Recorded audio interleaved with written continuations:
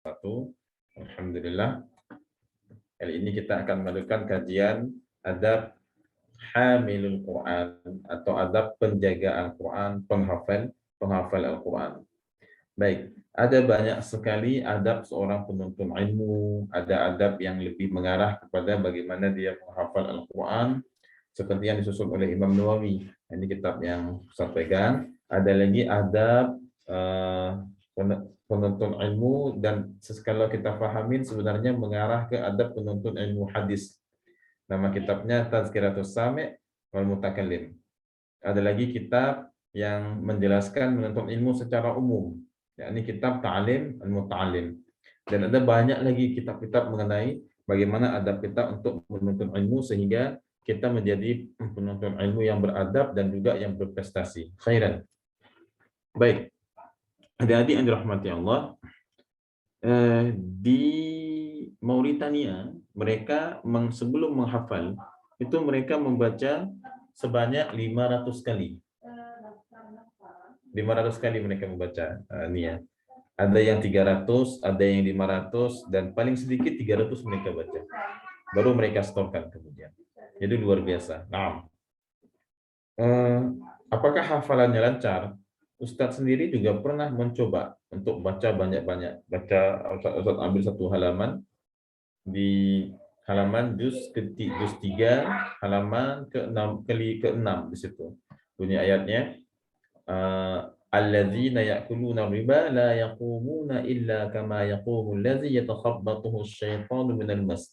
Ini pernah Ustaz coba baca banyak-banyak, terus banyak-banyak. Dan hasilnya lancar. Hasilnya memang lancar, bagus hasilnya. Tapi yang kita khawatirkan satu, nanti cenderung diri kita ini menganggap bahwasanya hafalan ini aku dapatkan dengan perjuangan yang berat sekali dan itu hasil jerih payahku. Ini lama-lama akan membuat seorang penghafal Quran hilang, ruhnya itu hilang. Mohon maaf, tanda petik, ruh penghafal Quran, karakter penghafal Qurannya itu hilang nantinya. Maksudnya hilang bagaimana? Yakni hubungan dia dengan Allah itu semakin jauh. Hubungan dia dengan Allah nggak ada kaitan yang kuat. Harusnya ketika memang dia mampu untuk membaca banyak-banyak sehingga hafalannya itu lancar, mutin, dia kembalikan semuanya ke Allah. Hafalanku ini mutin bukan karena usahaku, tapi karena Allah yang menjaganya. Maka kita lihat di kitab At-Tibyan dianjurkan kepada seorang guru yang mengajarkan Al-Quran, hendaknya dia menganjurkan kepada murid-muridnya untuk bisa menjaga amalan-amalan sunnah, diantaranya zikir pagi sore, menjaga sholat sunnah, kemudian menyibukkan dirinya, yakni si talib tadi untuk menjaga wirid-wirid hariannya. Mungkin bagi yang pernah di sini, yang pernah nginap di sini bisa melihat bagaimana santri di sini mereka menjaga zikir pagi, kemudian malam hari mereka membaca Ratibul Atas. Karena inilah adab dari seorang guru untuk mendidik muridnya tadi, mengajarkan muridnya bagaimana menjaga amalan-amalan hariannya. Baik, pelan-pelan ya. Bagaimana seorang murid itu, seorang penuntut ilmu Al-Quran, dia menuruti perkataan gurunya untuk mengamalkan amalan-amalan zikir pagi sorenya, mengamalkan zikir-zikir yang lain, mengamalkan perkara-perkara sunnah, salat duha, kalau memang tidak kebentur dengan tugas jadwal dari kampus, salat witir di malam hari. Untuk apa itu semua? Nah, nanti Ustaz akan jelaskan. Bahwasanya semua amalan-amalan sunnah yang dianjurkan oleh guru kita tadi, itu akan membuat hati kita ini semakin terbuka, hati kita semakin bercahaya. Ketika hati kita semakin bercahaya, maka Al-Quran itu bukan hanya masuk ke otak kita, tapi Al-Quran juga masuk ke dalam pikiran kita, ke dalam jiwa kita, ke dalam kalbu kita. Kalau Al-Quran ini, Al-Quran sudah masuk, bukan hanya ke lisan, bukan hanya ke otak, tapi sudah masuk ke dalam kalbu kita, ke dalam hati kita, ke dalam pikiran kita, itu akan sangat sulit untuk lepas nanti dia. Bagaimana akan sangat-sangat sulit untuk lepas.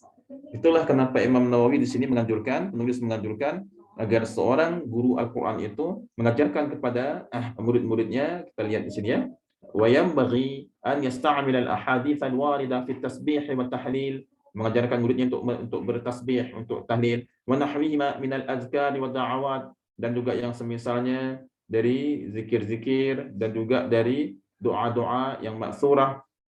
Kemudian wa an yuraqiballaha ta'ala fi sirrihi wa alaniyatihi, dia selalu merasa diperhatikan oleh Allah ila akhirih.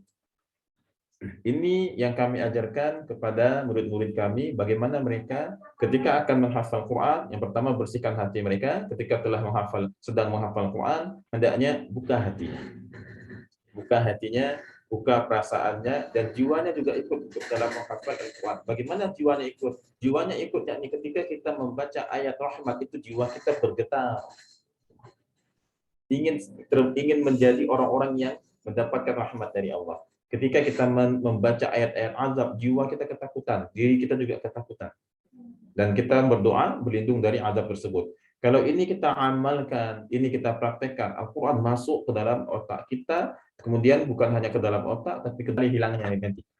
Al-Quran bukan cuma di lisan, tapi juga di pikiran kita, dan kemudian juga di qalbu kita. Maka Ustaz menganjurkan kepada kalian dan dalam zikir sore kalian ba'da salat asar dan 3 kali. Nggak usah banyak-banyak.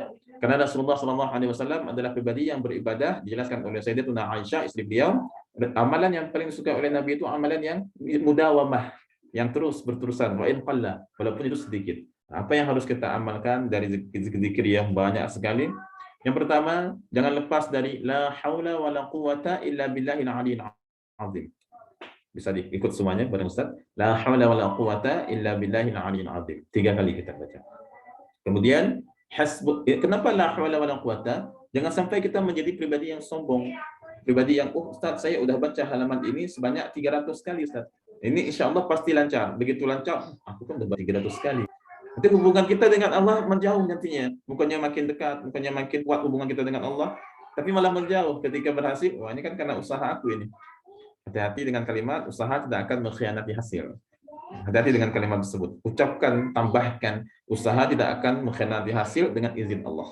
Dengan izin Allah. Maka seorang penghafal Quran, dia mengawali harinya dengan la haula wala quwata illa billahil aliyil azim, sebagaimana dijelaskan oleh Imam Nawawi. Ajarkanlah muridmu itu untuk berzikir mereka, bertasbih, bertahlil, membaca doa-doa dan zikir-zikir yang diajarkan dalam agama kita. Wa yasta'milu al-hadis al-waridah, yang diriwayatkan oleh hadis-hadis. Ini 3 ini, kalau kita benar-benar meresapinya, kita akan terus menjaga hubungan kita dengan Allah sangat-sangat erat. Karena kita yakin hanya Allah yang menjaga hafalan kita. Jadi Fani, orang yang memahami zikir ini, yang dijelaskan juga dalam kitab At-Tibyan ini untuk mengajarkan zikir kepada murid, orang yang intens hubungannya dengan Allah, maka nggak berani dia buat maksiat. Takut nanti Allah cabut hafalannya. Dia ada ikhwan mau ngajak pacaran sini, ditolak, good looking, nggak ditolak. Kapan lagi datang Ustaz ya? Terus gimana Ustaz? Akhirnya sini juga bersikukuh, saya nggak maulah buat yang aneh-aneh. Kenapa? Karena saya ingin jaga hubungan saya sangat-sangat baik dengan Allah. Kalau saya macam-macam nanti dicabut hafalan saya oleh Allah. Ya, kalau kita pahami satu ayat aja hilang dari hafalan kita, itu sangat menyedihkan. Sangat menyedihkan. Karena Nabi Musa alaihissalam ketika beliau turun dari Bukit Tursina, berapa malam beliau di Bukit Tursina? Wa iz wa'adna Musa 40 lailatan. 40 malam. 40 lailatan. 40 malam Nabi Musa alaihissalam, ketika beliau pulang, beliau kaget melihat Bani Israel menyembah lembu. Mereka mengambil ijil, mereka mengambil anak lembu, sapi betina. Singkat cerita, lembaran-lembaran Taurat itu sempat beliau lempar. Kemudian beliau ambil lagi. Sudah hilang marahnya, beliau ambil dan beliau baca. Wa fi nuskhatiha, di dalamnya itu dalam tafsir Ibnu Katsir di juz 9, ketika Imam Ibnu Katsir menafsirkan juz 9, beliau menjelaskan ada beberapa kalimat di situ, di antaranya bahwasannya nanti ada suatu umat yang mereka mampu menghafal kitabnya. Kaget Nabi Musa. Karena Fani, umat-umat terdahulu itu nggak bisa hafal kitabnya. Jadi nanti umat-umat terdahulu mereka nggak bisa menghafal kitabnya. Umat Nabi Musa, umat Nabi Isa, zaman dulu mereka nggak bisa menghafal kitabnya. Ada Uzair yang mampu luar biasa memahami kitabnya. Mereka bilang Uzair ibn Allah. Mereka bilang Uzair itu anak Allah, padahal enggak, bukan. Baik. Jadi Nabi Musa pun ketika mengetahui dalam kitab Taurat tersebut ada penjelasan bahwasanya nanti ada umat yang mampu menghafal kitabnya, beliau berkeinginan, ya Allah, mudah-mudahan umat itu adalah umatku. Allah jawab, bukan ya Musa, itu umatnya Ahmad, ini kita semuanya. Sehingga nia hilang satu ayat pun dari otak kita, dari hati kita, dari jiwa kita, itu merupakan perkara yang sangat menyedihkan. Sangat-sangat menyedihkan. Walaupun kita melupakan wa jama'a fa'au'a innal insana khuliqa halu'a. Tiba-tiba hilang kalimat halu'a, hilang. Ustaz, ini apa ya? Innal insana khuliqa apa? Halu'a itu apa ini Ustaz? Kalau kita memahami bagaimana dahsyatnya, besarnya pahala untuk penghafal Quran tadi, kita bisa nangis kejar. Nangis merong-rong kita, seperti kehilangan anak yang baru saja kita timang-timang. Kalau kita benar-benar memahami esensinya, bagaimana Allah memberikan karunia besar pada diri kita untuk menghafal satu kata dalam Al-Quran tadi. Maka karena itu, kalau kita tahu kelebihannya yang luar biasa, yang malaikat saja, mereka untuk mengangkat kalam Allah ini, mereka kewalahan. Malaikat kewalahan. Dijelaskan dalam kitab Ihya Ulumuddin. Imam Ghazali menukilkan. Malaikat mengalami kewalahan ketika ingin mengangkat beberapa huruf dari kalam Allah. Nggak mampu. Siapa yang mampu untuk membawanya? Hanya malaikat Jibril. Kemudian malaikat Jibril juga pernah mendiktikan beberapa ayat-ayat Al-Quran kepada malaikat Safarah. Malaikat apa nanti? Safarah. Surat apa? Surat Abasa. Bi'aidi Safarah kiramim bararah. Di tangan malaikat Safarah. Karena ketika malaikat Jibril alaihissalam itu mengambil Al-Quran dari Lauhul Mahfuz, kalam Allah, kemudian turun ke langit dunia, diturunkan ke langit dunia. Kapan terjadinya? Malam Lailatul Qadar.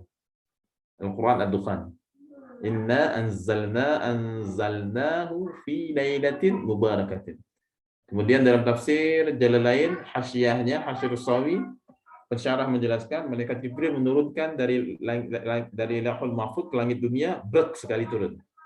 Kemudian ke Rasulullah berangsur-angsur kurang lebih 23 tahun. Masya Allah, itu malaikat yang menulis Al-Quran saja pada suhuf Al-Quran, itu malaikatnya diangkat derajatnya tinggi sekali. Di mana nanti? Malaikat yang menulis ayat-ayat Al-Quran yang diturunkan oleh malaikat Jibril dari Lauhul Mahfuz ke langit dunia, itu ditulis di suhuf, dijelaskan dalam tafsir. Ditulis di suhuf, kemudian disimpan di Baitul Izzah, dan malaikat Jibril kemudian menurunkan. Maka hadis menjelaskan orang yang al-mahir, orang yang mahir menguasai Al-Quran ma'as safaratil kiram al-bararah, bersama malaikat safarah kiram al-bararah. Siapa mereka ini? Dijelaskan dalam juz 30 surat Abasa. Siapa mereka ini? Mereka adalah malaikat yang bertugas mencatat Al-Quran ketika malaikat Jibril menurunkan dari Lauhul Mahfuz. Jadi jangan kita anggap hal kecil orang yang bisa menghafal Quran, kemudian orang yang mampu menghafal satu kata pun dari Al-Quran dengan kita anggap kecil. Nah, lalu bagaimana Ustaz agar benar-benar kita bisa meresapinya, kemudian kita benar-benar bisa melibatkan bukan cuma lisan kita, bukan cuma otak kita, tapi hati kita juga kita libatkan, kalbu kita libatkan, perasaan kita libatkan. Bagaimana melibatkan perasaan? Nanti pelan-pelan ya. Sehingga adik-adik yang dianjurkan oleh Imam Nawawi kepada para guru-guru Al-Quran, guru-guru tahfidz, untuk mendidik murid-muridnya itu bukan cuma dengan Al-Quran, tapi mendidik hati muridnya, mendidik amalan-amalan sunnah muridnya. Untuk apa? Agar hubungan muridnya tadi dengan Allah itu dekat sekali. Dari subuh sampai ke asar juga kemudian masih zikir. Maksudnya pada salat subuh, pada salat asar, nanti pada salat isya malam hari juga kita lafazkan zikir tadi, la haula wala quwata illa billahil aliyyil azim 3 kali. 3 kali saja, dan kita benar-benar memasrahkan, saya ini nggak mampu, saya ini nggak bisa untuk ngafal sebanyak ini kecuali karena izin dan kuasa Allah. Apa tadi niat? La haula wala quwata illa billahil aliyyil azim. Sehingga Nia pun berani menolak seorang laki-laki yang good looking-nya mau mirip Korea-Koreaan, tetap ditolak sama Sindihan. Kenapa? Takut dia pacaran. Takut hilang hafalannya. Tapi nanti bukan lagi hilang hafalan. Inna nakhafu azabi rabbina. Azab rabbina. Kami takut azab dari Rabb kami. Baik. Setelah kita pahamin bahwasanya seorang guru tadi hendaknya dia mendidik muridnya dengan beberapa amalan yang baik-baik, amalan yang diambil dari Al-Quran dan hadis. Tadi Ustaz berikan satu kalimat zikir dibaca 3 kali. Yang kedua, setelah kalian membaca la haula wala quwata illa billahil aliyil azim 3 kali, tambah hasbunallah wa ni'mal wakil 3 kali. Hasbunallah wa ni'mal wakil, hasbunallah wa ni'mal wakil, hasbunallah wa ni'mal wakil, ni'mal maula wa ni'mal nasir. Hanya Allah penolong kami. Kenapa? Nia, menghafal Al-Quran itu mudah. Ujiannya yang sulit. Gimana Fani? Menghafal Al-Quran itu mudah. Ujiannya yang sulit. Diganggu sama TikTok, diganggu sama Instagram. Nggak mempan juga diganggu sama webtoon. Nggak mempan juga diganggu sama ikhwan. Nggak mempan juga nanti Fani diganggu sama perasaan diri sendiri. Jadi banyak. Dan kalau misalnya si Siti, si Nenti mengeluh, Ustaz, ya kenapa aku kayaknya lelah ngafal Quran. Udahlah biar orang aja lah Ustaz. Aku jadi seorang mahasiswi aja.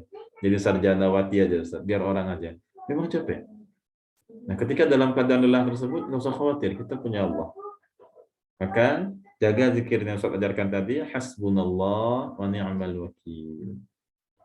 Karena hanya Allah tempat kita minta tolong dan tempat kita mewakilkan diri, kita mempasrahkan semua masalah kita. Masalah Al-Qurannya itu mudah untuk kita hafal. Yang berat apa Yang berat ujiannya. Ada banyak sekali tadi. Yang paling fatal apa ujiannya nih ya? Yang paling fatal itu bukan dari luar, dari dalam diri.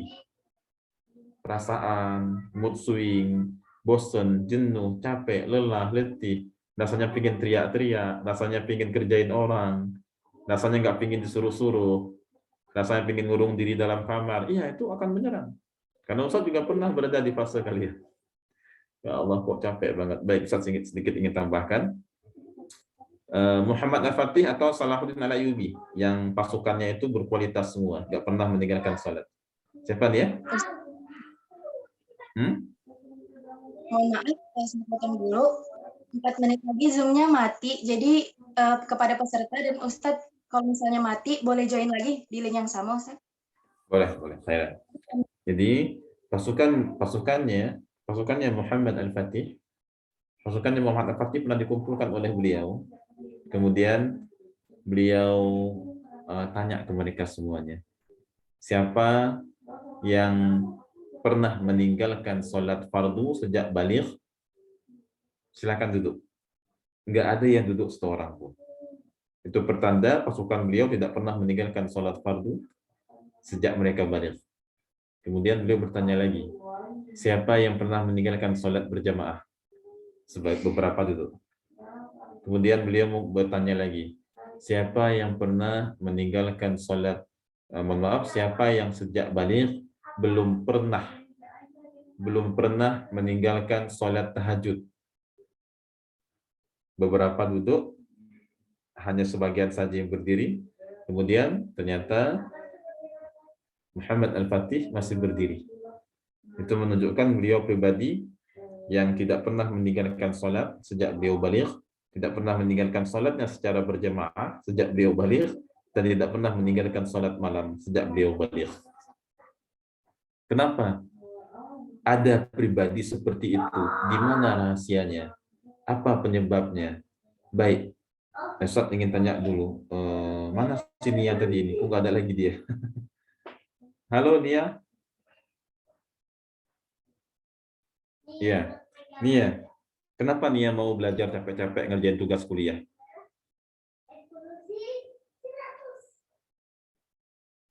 Kenapa? Capek kan itu ngerjain tugas kuliah itu Nia? Nggak apa-apa, jawab aja, bebas. Jawab, mau salah, mau benar, nggak apa-apa. Tetap dapat nilai. Karena pengen lulus. Iya, pastinya. Karena ingin mendapatkan ilmunya, Ustaz. Oh, bagus. Dan ingin dapatkan ilmunya, pengen cepat lulus, pengen membahagiakan orang tua, kan? Jadi ada banyak pingin. Ini bahasa Arabnya amniyah. Keinginan kita, cita-cita kita, angan-angan kita.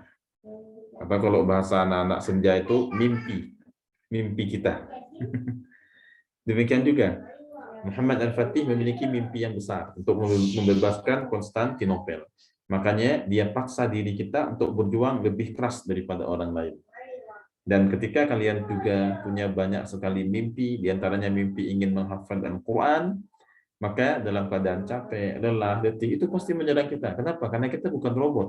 Robot aja ada masa panasnya. Apa yang harus kita lakukan? Jangan pernah putuskan hubungan kita dengan Allah. Dari salat subuh kita jaga zikir kita, kemudian pada salat asar kita jaga zikir kita, pada salat isya kita jaga zikir kita, minimal tadi apa? La haula wala quwata 3 kali, kemudian hasbunallah wa ni'mal wakil. Berapa 3? 3 kali. Selalu kaitkan segala peristiwa yang terjadi di sekitar kita dengan pertolongan Allah. Capek nanti ya, lagi habis pulang kuliah, ketemu teman yang ngeselin, dengar di meja belakang ada yang ngomongin nanti, ketemu wah masya Allah. Begitu masuk ke rumah, balik